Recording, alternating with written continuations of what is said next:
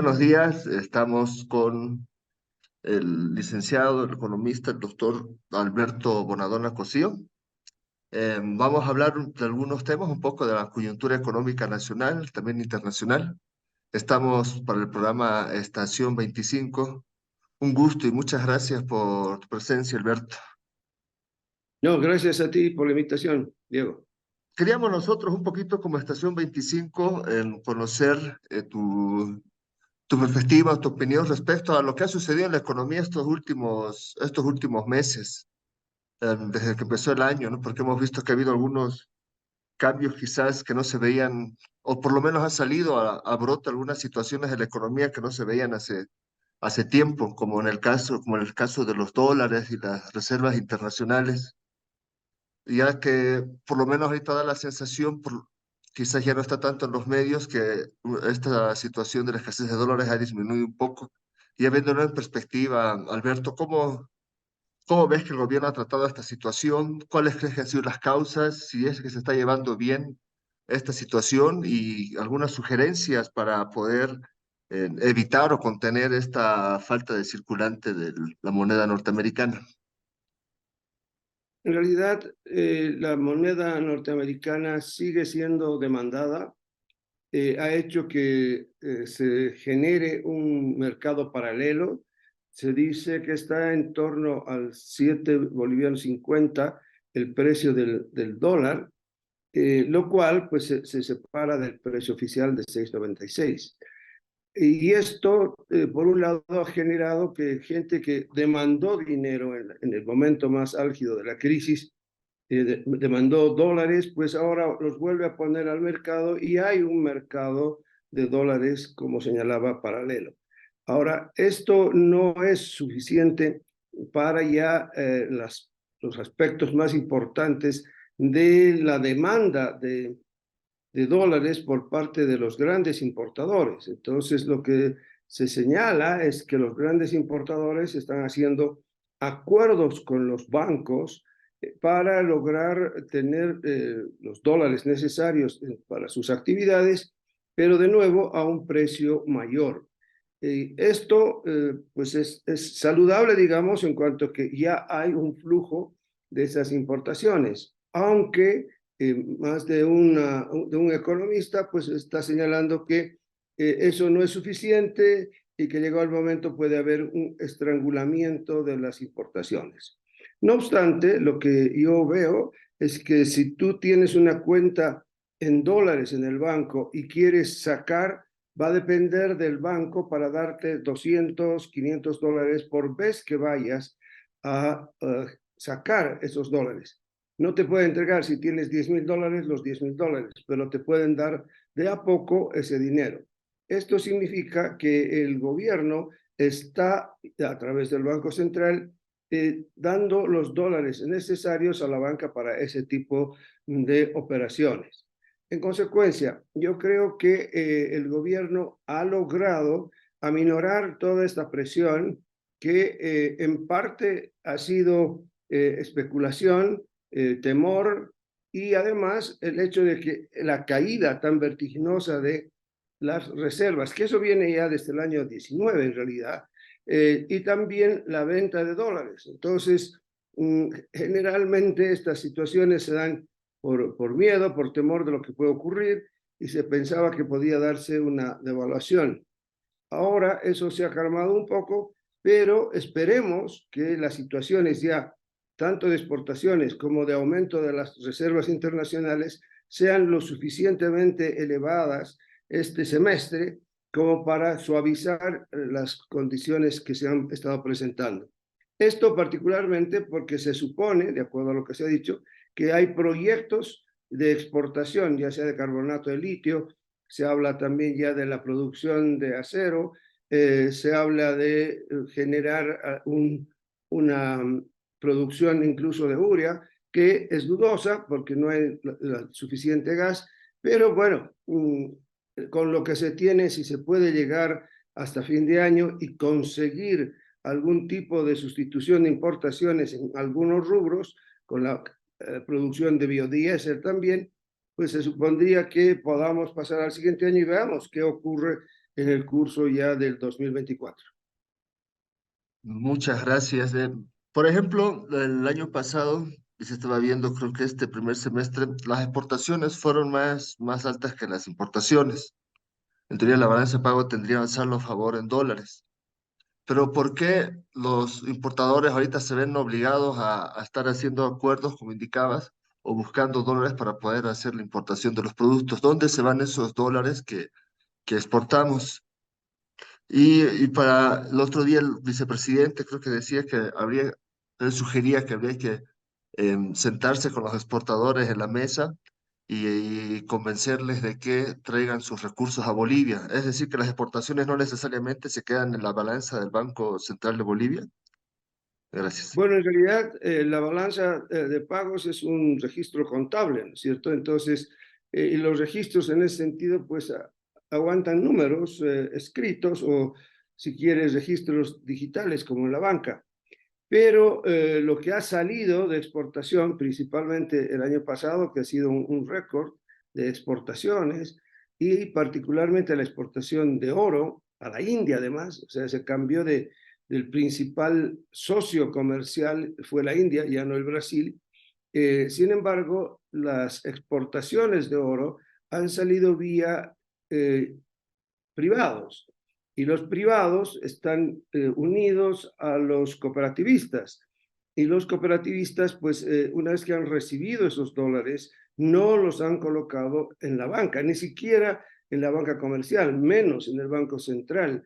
Entonces puede ser que algún gran exportador de oro que rescate el oro de los cooperativistas pueda tener una cuenta de dólares en un banco extranjero, pero no creo que los cooperativistas deben mantener este dólar en efectivo y no lo están haciendo circular más de lo necesario para sus gastos, que pueden ser abundantes o minúsculos, no interesa, y esos son los dólares que pueden estar ingresando a la economía paulatinamente. Pero la gran cantidad, porque estamos hablando que el oro llegó a significar cerca de 3.500 millones de dólares de exportación el año pasado, la gran parte de esos dólares no han ingresado a la economía formal, a la economía bancaria.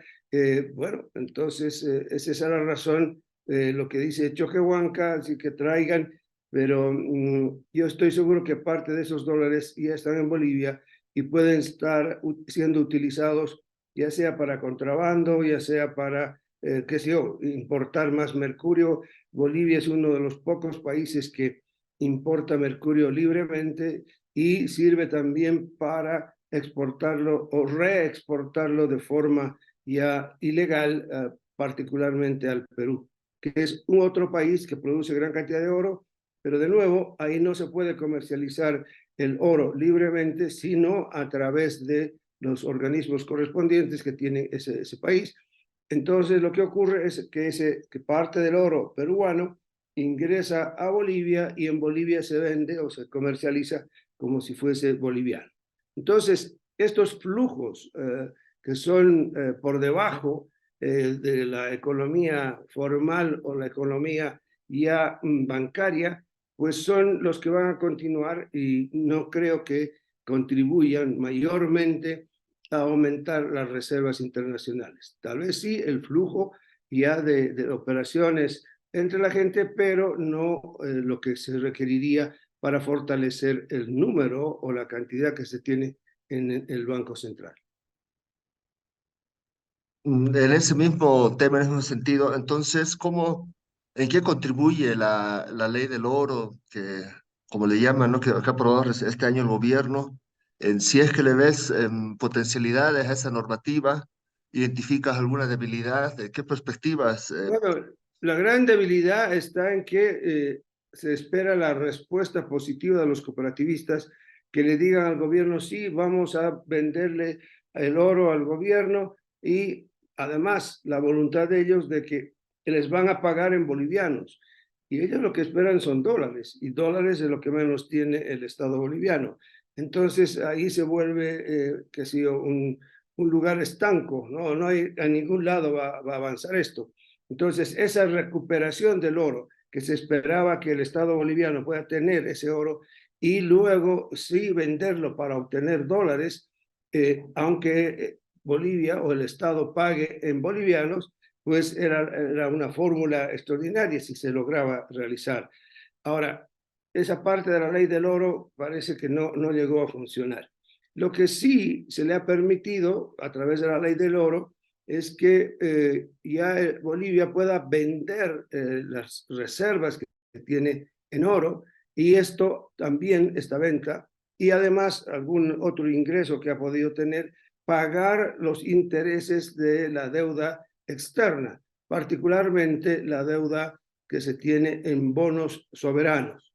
Estos bonos soberanos, si bien gran parte de ellos están en manos de instituciones financieras bolivianas, hay inversores internacionales que esperan esos dólares y van a reclamarlos. Y también los propios nacionales que están con estos recursos colocados externamente, pues generan cierta presión, y los calificadores internacionales observan qué está ocurriendo principalmente con esta deuda, que en realidad es una deuda que se hizo casi sin necesidad de dólares, sino más bien con la necesidad, o si se quiere, el querer aparecer en el mercado financiero mundial en un momento en que la economía boliviana tenía la solvencia como para pensar en emisiones de bonos futuras.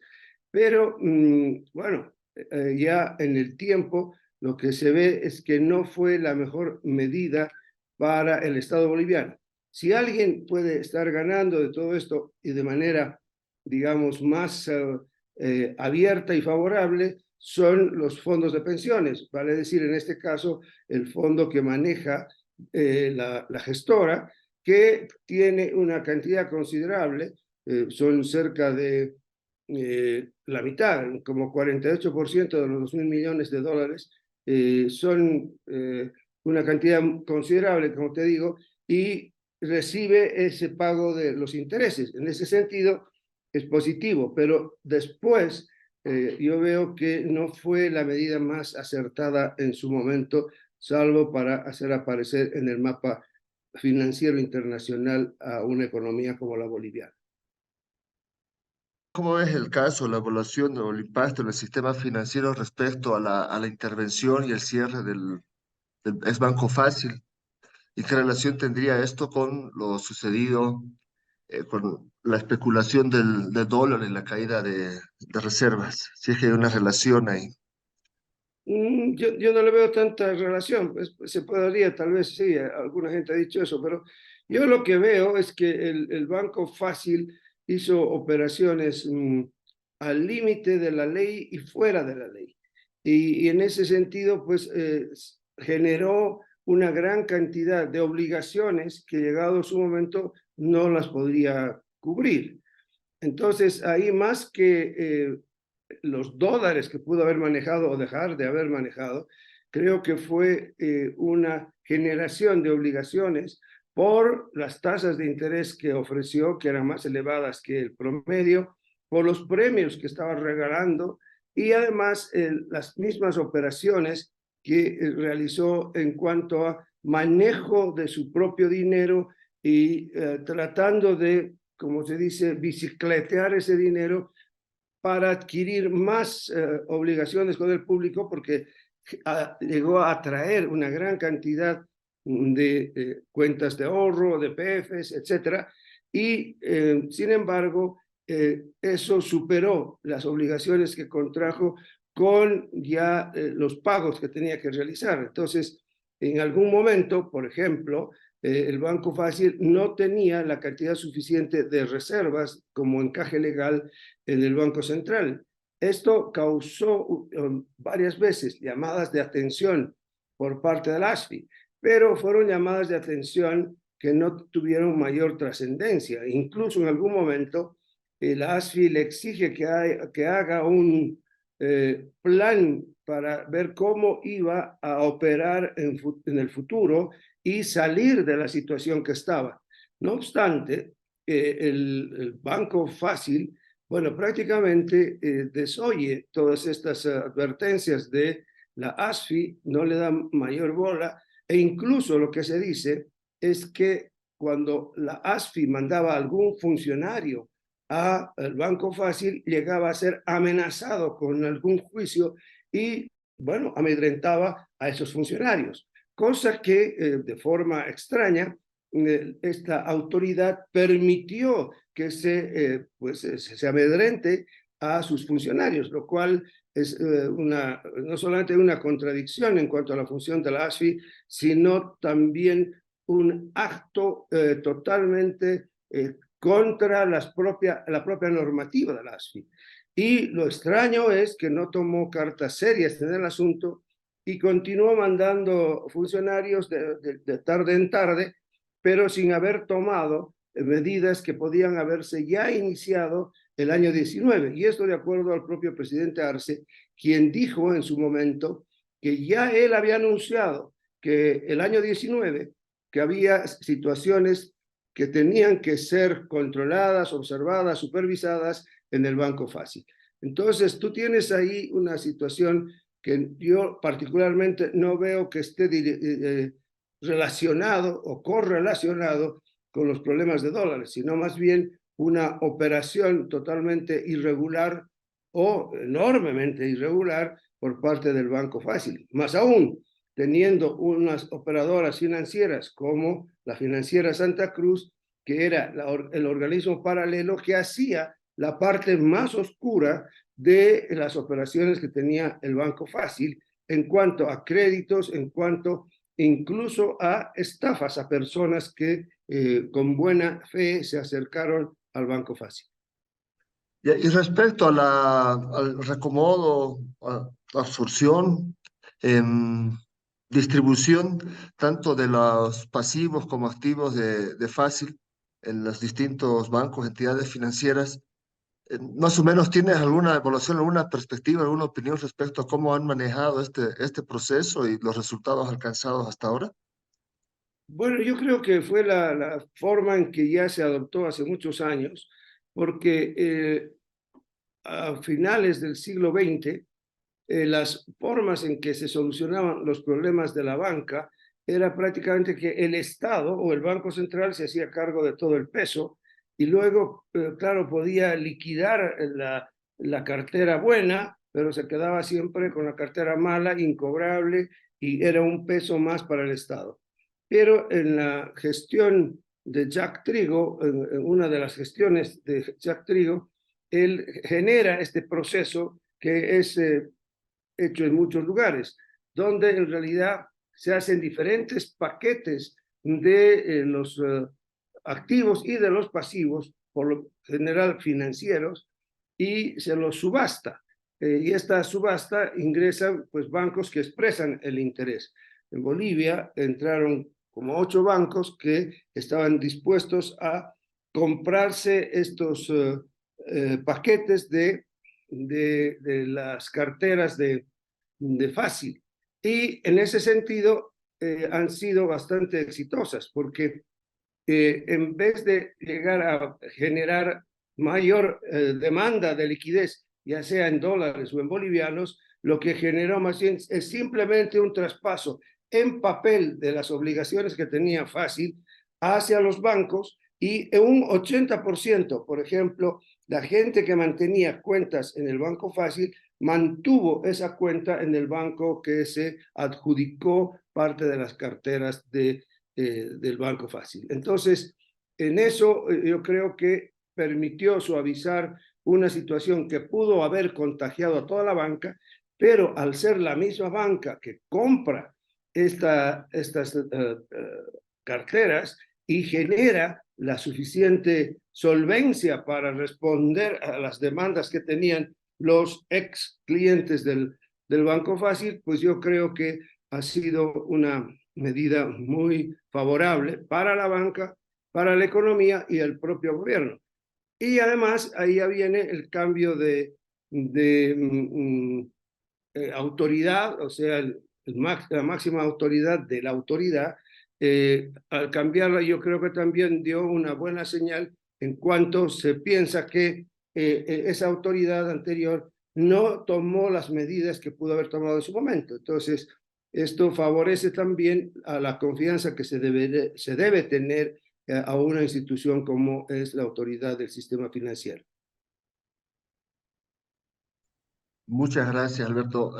Cambiando entonces un poquito ahora de rubro, sí relacionado, ¿no? Con la balanza comercial de pagos de Bolivia. ¿Qué opinión te merece el anuncio de la República de Argentina de que la reducción de compra de gas? Incluso creo que hay un planteamiento paulatino hasta la reducción total de la compra de gas boliviano, y más bien parece que la intención de Argentina es convertirse en un competidor de exportación de gas. Entonces, esa reducción, ¿cómo se podría compensar? ¿Qué es lo que debería hacer el Estado del gobierno en ese tema? Pues el gobierno lo que tiene que hacer frente a la Argentina es contentarse, porque la cantidad de gas que va a producir la Argentina es tan enorme que no solamente se va a autoabastecer de gas toda la economía argentina, sino que va a tener la capacidad de exportar a nuestro también socio comprador, que es el Brasil. Ahora, respecto al Brasil, es posible que no sea una competencia para nosotros, porque la cantidad que exportamos para nosotros es muy significativa, pero para el Brasil pues no es lo más grande. Y la cantidad que pueda producir Argentina sí va a ser voluminosa y va a poder abastecer de mejor manera el mercado brasilero. Ahora, que nos cortan nosotros la compra, pues eso es inevitable, por la cantidad de gas que nosotros le vendemos a ellos, ha sido siempre para salvar el margen. O sea, cuando había mucha demanda, digamos en invierno, pues Bolivia le vendía gas, incluso se le ha vendido a un precio muy superior al Brasil, y además también disminuyendo la cantidad que se le vendía al Brasil para abastecer el mercado argentino. Ahora, lo que hay que entender también en la Argentina, Argentina es un país que ya utilizaba gas pues desde mediados o antes, desde el año 50 o antes del año 50 del siglo pasado. Ha sido siempre un país donde tú tenías calefacción en las casas con gas y toda una serie de actividades productivas, todas con gas natural. Entonces, tú tienes ahí una economía que realmente utiliza gas y que ahora, por la cantidad de gas que se ha encontrado en Cabeza Muerta, creo que es el yacimiento pues va a servir por la riqueza que tiene este yacimiento para ese abastecimiento gigantesco que se supone la demanda de toda la economía argentina. Entonces, ahí ya nosotros no vamos a poder decir nada, más bien lo único tal vez es negociar cómo utilizar el gasoducto boliviano para que llegue al Brasil lo que va a exportar. Se tendrá que ver, bueno, la parte técnica. Y en su momento, no dudo, al paso que vamos y no se encuentre gas en Bolivia, vamos a ser nosotros los que vamos a tener que importar gas de la Argentina. Bueno, esperemos que aquí todavía ya se despabile Yacimientos, se logre generar inversión extranjera en exploración, porque es la mejor forma de generar exploración con inversión extranjera, porque se requiere grandes espaldas financieras para impulsar todo este tipo de inversiones en exploración, porque son millonarias y alto riesgo. O sea, puedes tú gastar mucho dinero y no encontrar nada, como el pozo que hizo Yacimientos con Repsol, que llegó a los 8.000 metros y más y no encontraron absolutamente nada, aparte de arenas bituminosas, que se supone que son arenas mezcladas con hidrocarburos, pero que no son posibles de explotación en este momento. Entonces, bueno, esa situación fue una gran pérdida, tanto para Repsol como para Yacimientos, pero nosotros como país, como empresa Yacimientos, no tiene la capacidad financiera de meterse a ese tipo de riesgos tan grandes. Entonces, tiene que acudir a empresas extranjeras y en eso no queda otra. Y en ese mismo marco, había algunos actores de opinión o políticos de oposición que manifestaban la necesidad de modificar la ley de hidrocarburos. Incluso alguno dijo que había que dar una compensación de 10 años sin cobrar tributos a las empresas petroleras internacionales para que puedan invertir y recuperar la capacidad de producción de gas y petróleo en Bolivia. ¿Qué piensas? ¿Hay que modificar la ley? ¿Hay que permitir nuevas cánones de impositivos a las petroleras, incentivarlas? ¿O Bueno, no este está es acorde un la ley? tema. Mira, en cuanto a darles incentivos y generar el clima propicio para que esas empresas exploren, arriesguen enormemente, se les tiene que dar el clima propicio para que lo hagan. Y tiene que ser este clima comparable al que obtienen en otros países. Eso, pues, son medidas técnicas principalmente y de generar incentivos que puedan permitir a esas empresas arriesgar y llegado su momento, recuperar lo que han invertido y tener una utilidad. Ahora, para esto, nosotros no estaríamos descubriendo pues el agua tibia, ¿no? Esto ya se ha hecho, ya se conoce, ya se sabe, ya se opera de esas formas en otros países.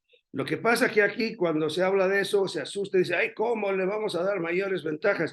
No se trata de dar mayores ventajas, se trata de dar las ventajas que en otros países se dan.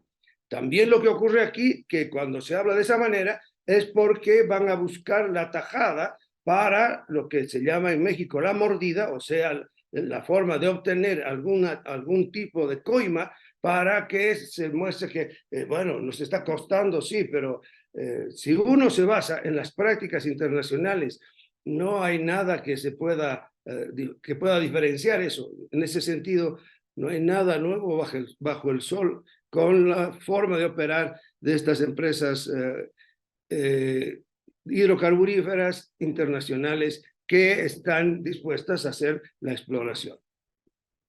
Bueno, hace unos meses el gobierno firmó unos acuerdos con empresas de China y de Rusia para la explotación, mejor dicho, del litio y con intenciones de industrialización. Eh, ¿qué te parece? ¿Qué piensas de aquella noticia? Bueno, a ver, yo creo que en este momento el litio está exigiendo, os diría, es objeto de muchas miradas internacionalmente. Y Bolivia debería aprovechar esto para generar una competencia mucho mayor, no solamente viendo a China y Rusia, que por la forma en que han hecho negocios en otros países, no siempre se han mostrado de la manera cristalina que este tipo de negocios deberían hacerse. Entonces, supondría para mí que se abra la posibilidad que hayan ofertas de todo lado de países industrializados y no solo de la China y Rusia. Ahora, claro, se ha obtenido ofertas y posiblemente con la China se habla de convenios, no de contratos, donde se han ofrecido ambas economías, Rusia y la China, colocar 1.400 millones ya para impulsar una producción. En el caso de Rusia, me imagino que es carbonato de litio. En el caso de China, incluso se estaría hablando que tienen la tecnología para obtener litio de manera directa. O sea, la explotación no necesita ir del carbonato de litio al hidróxido de litio y bueno, sino directamente sacan el litio y con la técnica que dicen tener, que sí existe, porque en Bolivia ya se hizo pruebas de ese tipo en los años 90 en la Facultad de Economía, de Química, perdón. Entonces, que existe esa posibilidad, existe. Que la China lo tiene, puede ser que lo tenga, pero que ya saque el litio para hacer ya los iones de litio, que de hecho ya son parte de las baterías, pues habrá que ver si eso efectivamente va a ocurrir de esa manera. Yo espero y deseo que sea así porque sería grandioso para Bolivia, pero ahí vienen las condiciones que se tenga en ese convenio que hasta ahora es secreto, no se ha traducido en un contrato, no ha llegado a la asamblea, que tendría que llegar porque cualquier tipo de ese contrato, contratos de esa naturaleza tienen que pasar por la Asamblea Nacional, no ha ocurrido eso. Bueno, entonces ahí lo que uno ve es esa falta de claridad en las condiciones del convenio, pues a mí la verdad me dejan sospechando de que hay algo más. Más aún, la China en algunos países ha concedido una gran cantidad de recursos, pero al no cumplir las condiciones que se tiene para la obtención de esos recursos, después también ha generado una intervención en las economías de forma increíble. El caso más conocido es el de Sri Lanka, donde Sri Lanka hizo construir un puerto, y al lado del puerto incluso un complejo industrial con una cantidad superior a los 5.000 millones de dólares. Sri Lanka no pudo pagar esto y al cabo de un tiempo lo que dijo la China, bueno, ahora me hago cargo de todo esto y son chinos los que manejan todo eso y se están pagando, digamos, los dólares que se han puesto, pero tienen el control por 99 años.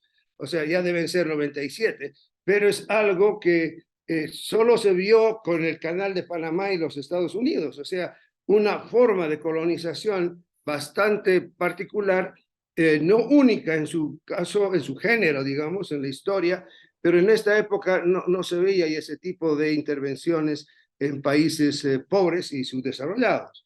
Entonces, si el asunto tiene tan poca claridad, es pues como para sospechar. Yo la verdad exigiría de todas formas que se presenten esas condiciones de ese convenio, que se convierta en un contrato y que se vea realmente si es favorable en todos sus términos para Bolivia y además también para las regiones donde se van a hacer ese tipo de explotaciones.